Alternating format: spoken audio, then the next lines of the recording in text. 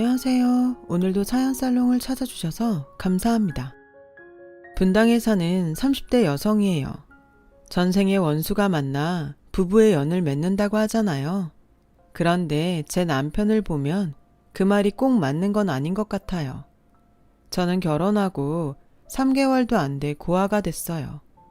한 달 간격으로 엄마, 아빠 모두 세상을 떠나셨거든요. 엄마는 오랜 기간 암투병 중이셨는데 제 결혼식 이후 상태가 악화돼서 결국 세상을 떠나고 마셨어요.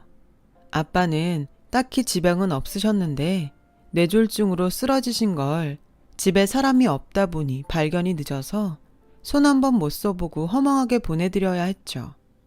그런데 엄마는 몰라도 아빠의 죽음엔 제 책임도 있다는 생각이 들어요.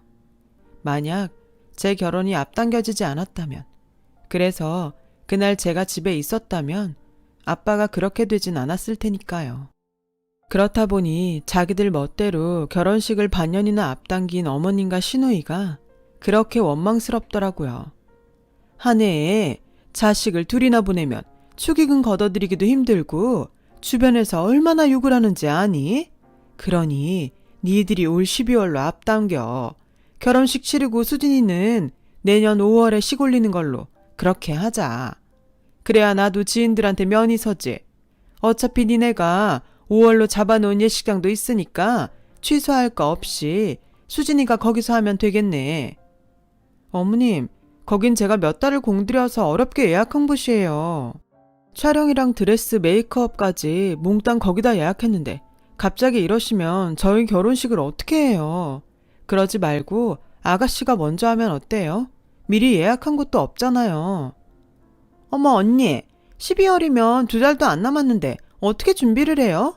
언니는 그동안 자료도 많이 구했을 테고 맘만 먹으면 당장 못할 것도 없잖아요. 안 그래 엄마? 그래, 그건 수진이 말이 맞다. 12월은 결혼 성수기도 아니라서 예식장 구하는 것도 그렇게 어렵지 않을 거고 무엇보다 아랫사람이 윗사람 제치고 먼저 결혼하는 법은 없어. 니네 친정은 어떤가 몰라도 우리 집은 양반 집안이라서 그런 도리는 깍듯하게 지키고 살았다. 그러니 네가 다시 준비하도록 해라. 손윗사람이 그 정도 아량은 있어야지. 도리 따지는 사람들이 축의금 받자고 예식 날짜를 손바닥 뒤집듯 바꾼대요. 가소로워서 말도 안 나왔어요. 그럴 땐 남편이 나서서 깔끔하게 정리해주면 좋으련만. 제 남편은 마치 남의 결혼식 얘기하듯이 좋은 게 좋은 거라고 서로 얼굴 붉히지 말고 우리가 양보하자고 하더군요. 아니, 게임하다가 아이템 하나만 사기당해도 경찰에 신고를 하느니 마느니 난리를 피우는 사람이 어쩜 자기 결혼식엔 이렇게 무신경할 수가 있는 거죠? 정말 이해가 안 가요. 아무튼 남편이 이렇게 나오는 바람에 저 혼자 핏대 세워봐야 쪽수도 밀리고 별 수 없을 것 같아서 할 수 없이 백기를 들고 말았어요.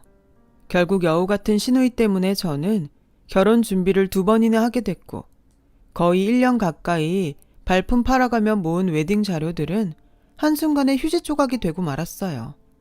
그리고 정작 제 결혼식은 시간에 쫓겨 취향보다는 날짜에 가능한 것들로 끼워 맞춰야 했죠.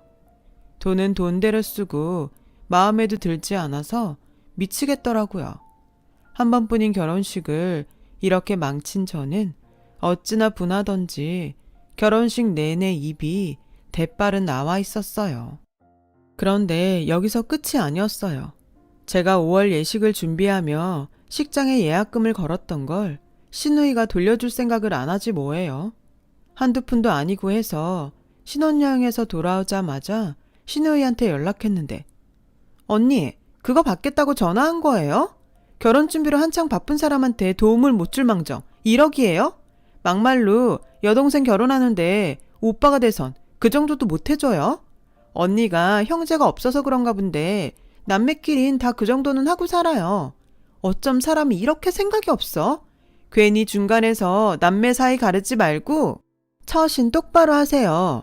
앞으로 이딴 일로 전화하지 마요. 적반하장도 유분수지. 오히려 지가 큰 소리 쳐가며 난리지 뭐예요. 이번에야말로 제대로 받아내야겠다 생각했는데 글쎄 이번에도 남편은 그깟 돈 몇 푼에 맘 상하지 말고 그냥 축의금 줬다 생각하자고 하더라고요. 아니 주고 말고는 내 마음인데 왜 자기들 멋대로 하라 마라 해요? 그리고 왜 매번 저보고만 참으래요? 안 되겠다 싶어서 저는 끝까지 받아낼 생각으로 며칠 뒤 시누이한테 다시 전화를 걸었어요. 그랬더니 어머님이 받으셔선 대뜸 이러시잖아요. 왜 바쁜 애 정신사납게 전화질이냐? 넌 회사에서 일도 안 하니? 업무 시간에 왜 전화질이야? 너 같은 애한테 월급 주고 있는 니네 사장이 불쌍하다. 그래, 왜 전화했냐? 내가 전해줄 테니 나한테 말해봐. 뭐야? 전화한 이유가? 다름이 아니라 예식장 예약금 문제로 전화했어요, 어머님. 그러자 제 말을 끊으며 쏘아대더군요. 호냐, 왜 그 소리 안 하나 했다. 말이 났으니 말인데 너 시집 오면서 나한테 뭐라 그랬냐? 형제간에 의좋게 잘 지내겠다고 했어, 안 했어? 근데 이게 뭐냐?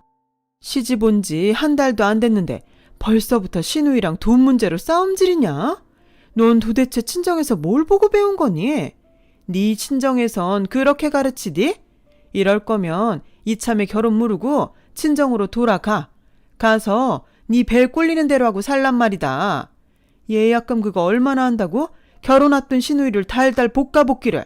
어쩜 그렇게 인정머리가 없나 몰라?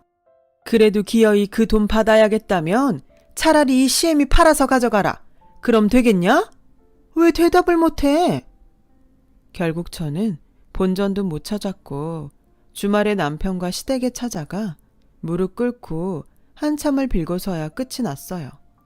이럴 줄 알았으면 처음부터 남편 말대로 조용히 끝낼 걸 그랬나 후회가 됐죠. 그러면서도 피해자인 내가 왜 사과까지 해야 하나 억울했어요. 그래서 집으로 돌아오는 차 안에서 뾰루퉁한 표정으로 있었는데 그때 아빠한테 전화가 온 거예요. 그런데 아빠, 목소리가 왜 그래? 혹시 엄마한테 무슨 일 생긴 거야? 수화기 너머로 떨리는 아빠의 목소리를 들으니 불길했어요. 그리고 그 예감은 틀리지 않았죠. 방금 엄마가 세상을 떠났다. 그 말을 듣자마자 정신이 멍했어요. 엄마의 죽음을 어느 정도 예상은 하고 있었지만 막상 그 상황에 맞닥뜨리고 보니 어떻게 해야 할지 모르겠더군요. 병원에 도착해 보니 아빠는 축 처진 어깨로 엄마 침상을 지키고 계셨고 엄마는 흰 천에 덮여 있었어요. 마지막으로 얼굴을 보려고 흰 천을 거두려는데 순간 울컥 하더라고요. 그제야 엄마가 죽었다는 사실이 실감이 났거든요.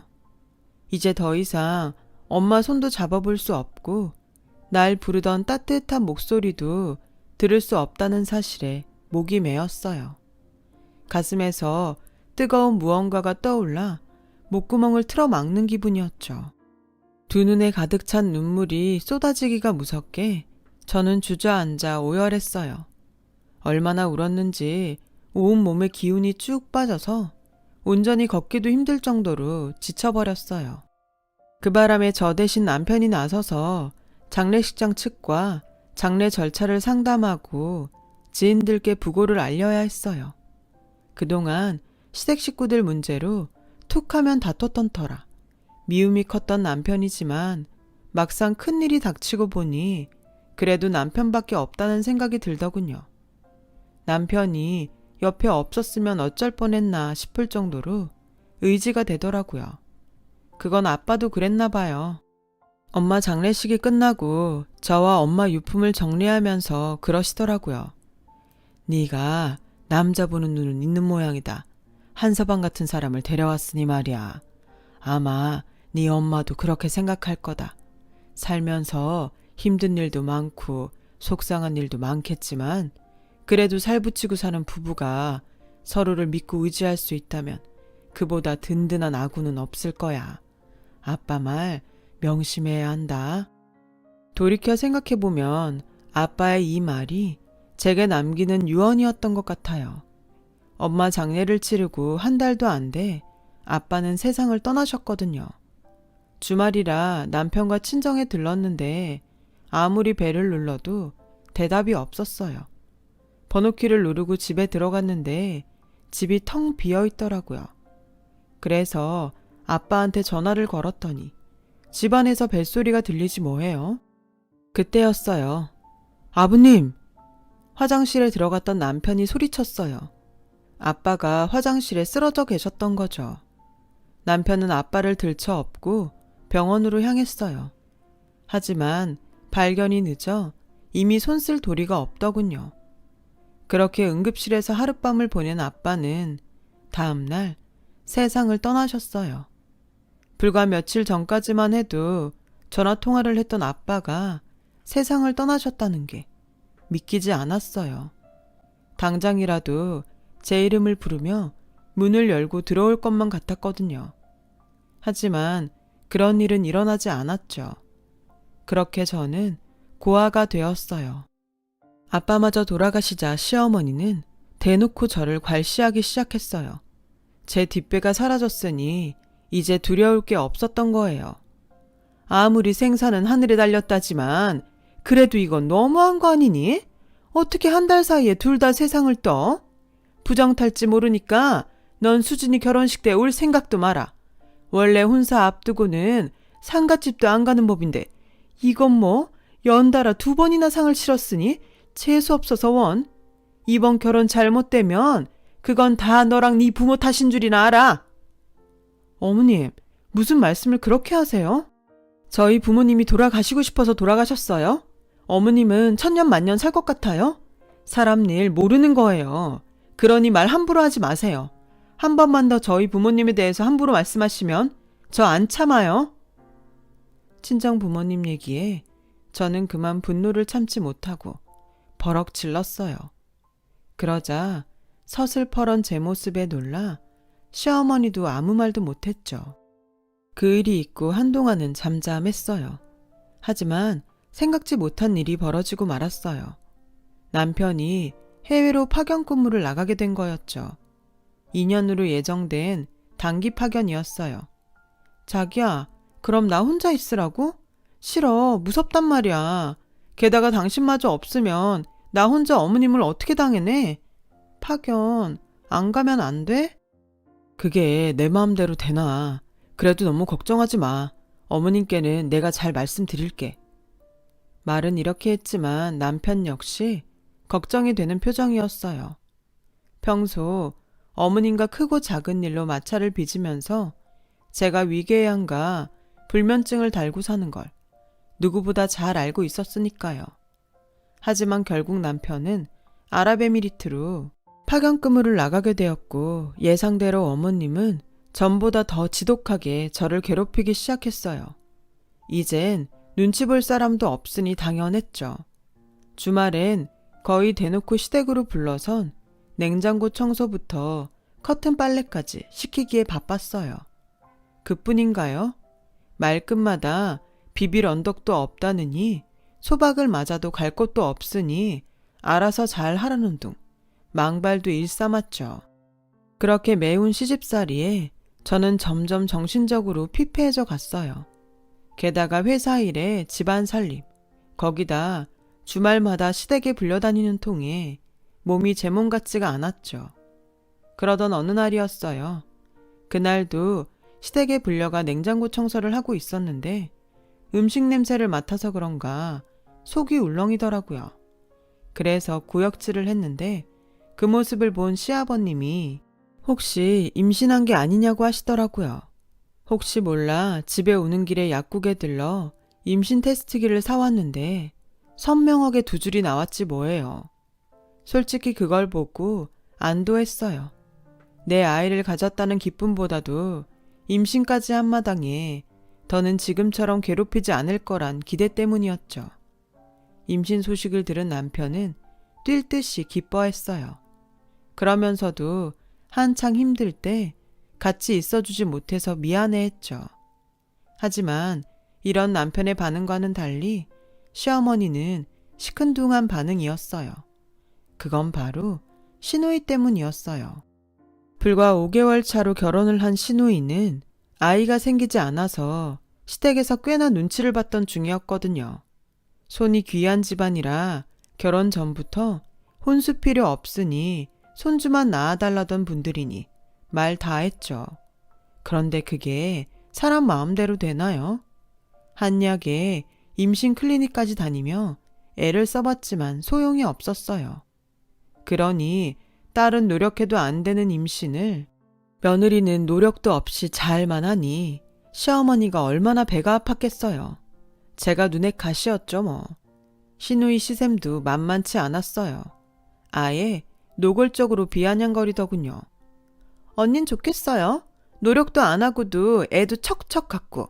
하긴 언니가 한 게 뭐 있나? 이게 다 우리 오빠 능력이지. 남편 잘 만난 덕에 얼마나 좋아?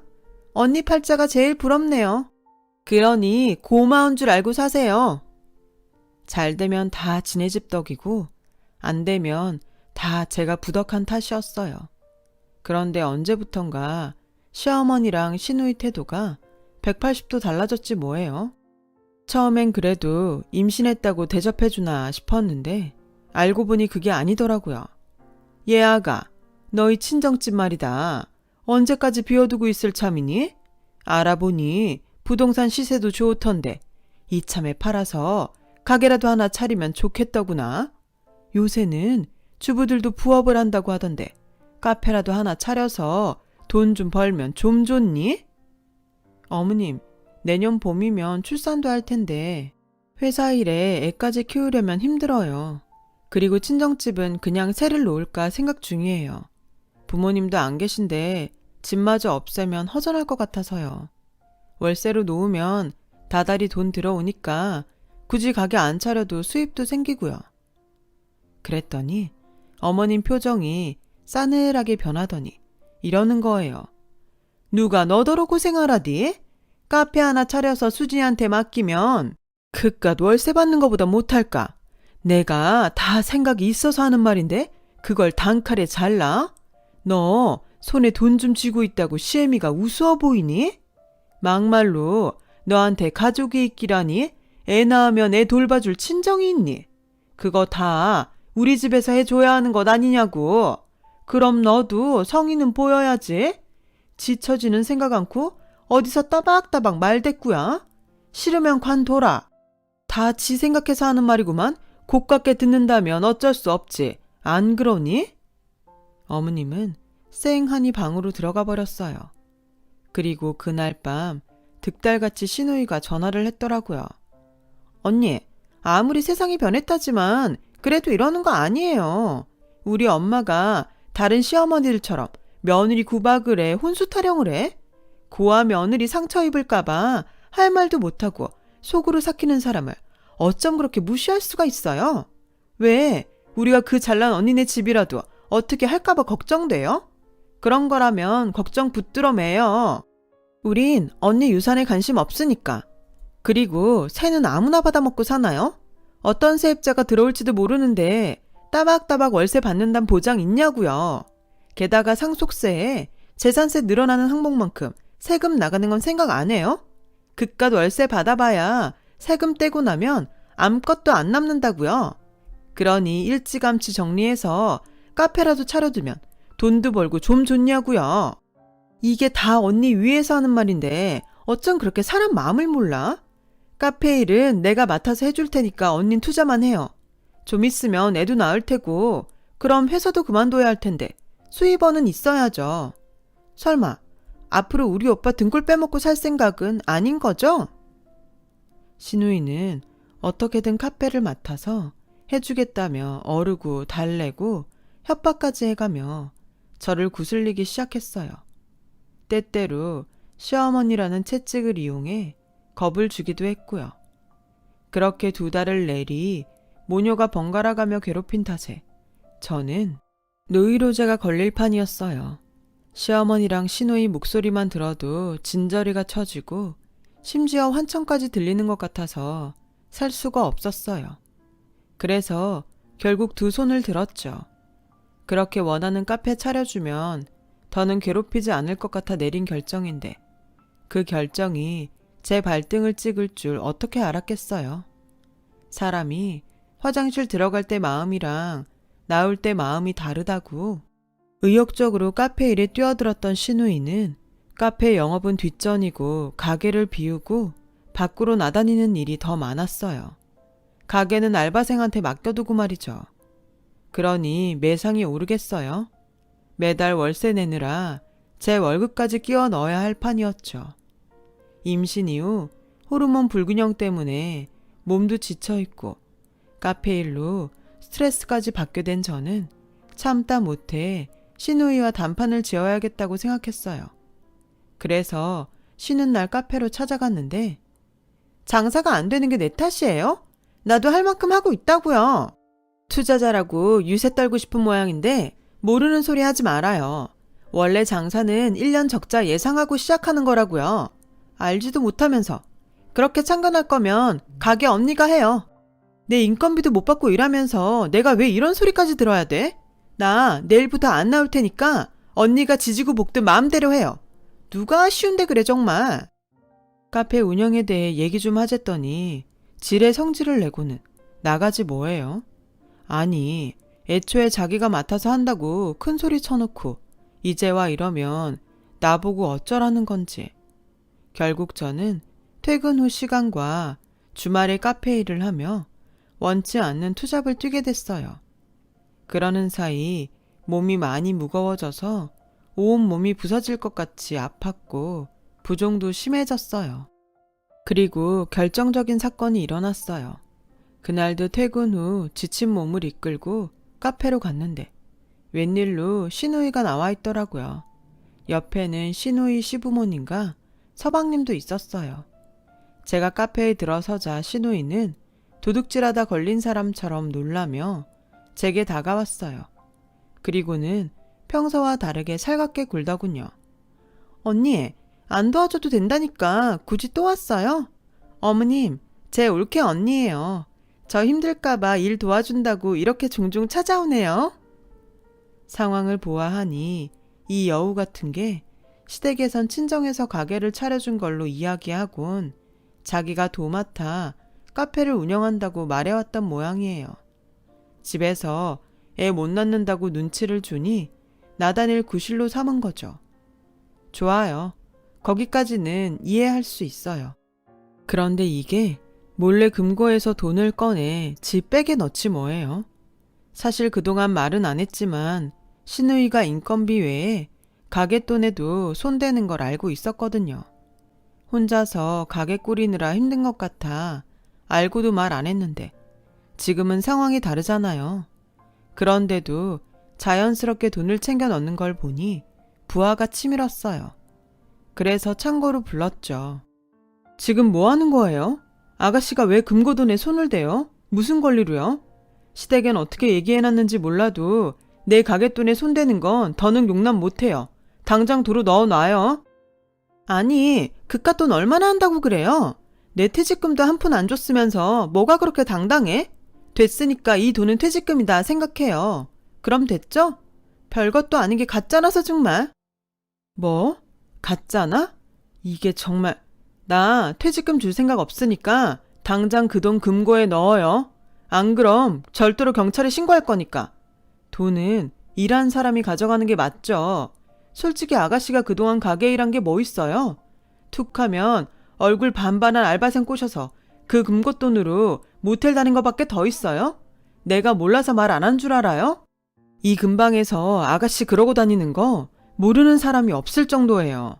사람이 창피한 줄을 알아야지. 어디 서방님이랑 시댁 식구들 앞에서 줄줄이 읊어줄까요? 그때였어요. 서방님이 창고문을 열고 들어왔어요. 밖에서 얘기를 들었는지 얼굴이 울그락불그락 하더라고요. 여보, 여긴 왜 들어왔어? 너 그동안 카페 일로 바쁘다더니 젊은 놈들이랑 바람 피고 다녔니? 그래놓고 일 때문에 바쁘다고 제사도 빠지고 집안일에 소홀했던 거야? 네가 그러고도 사람이니?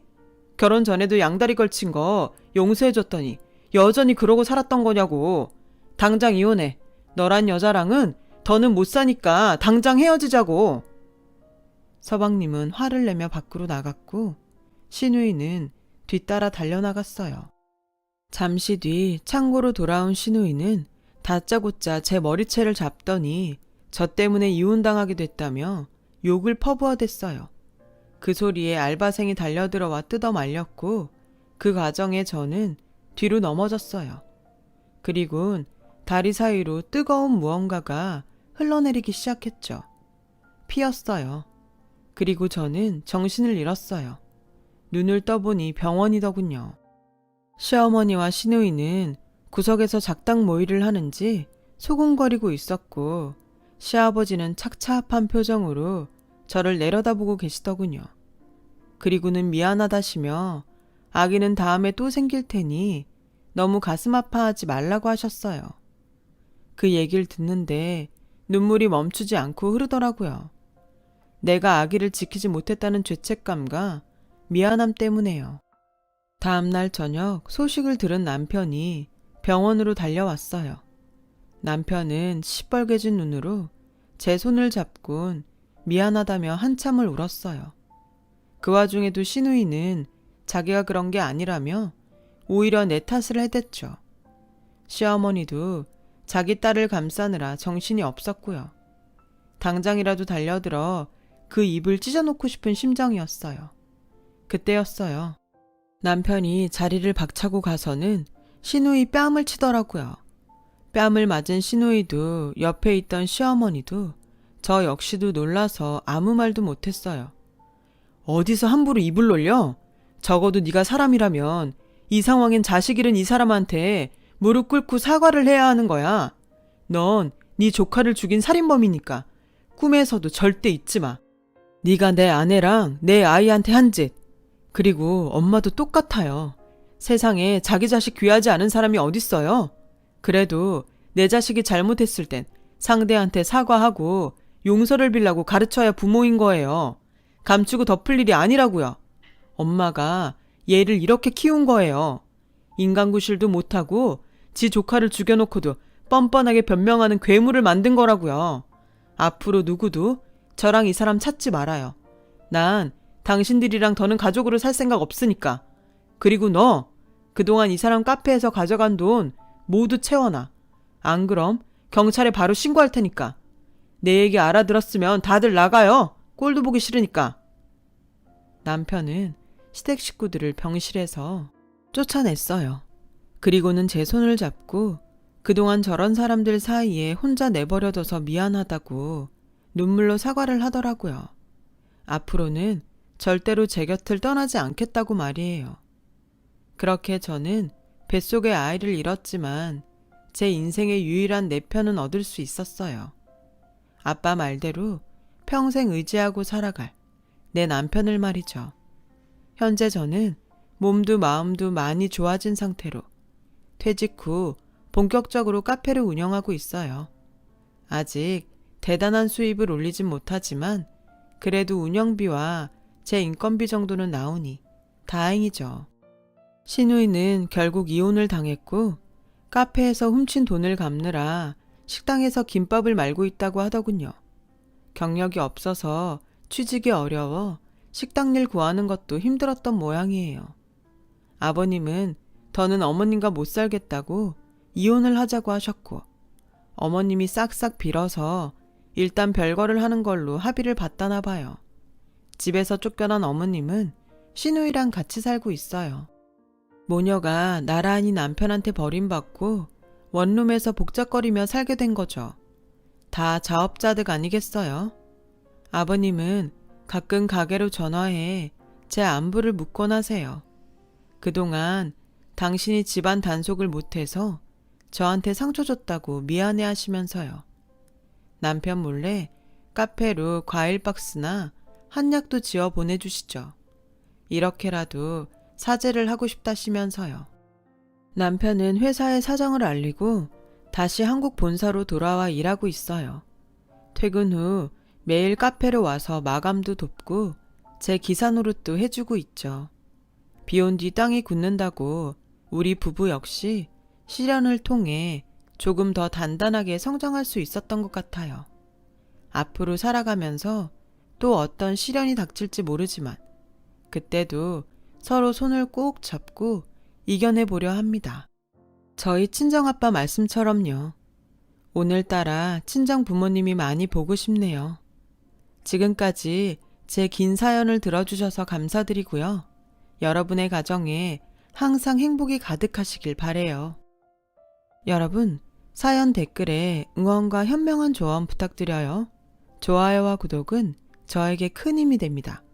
오늘도 좋은 일 가득하세요.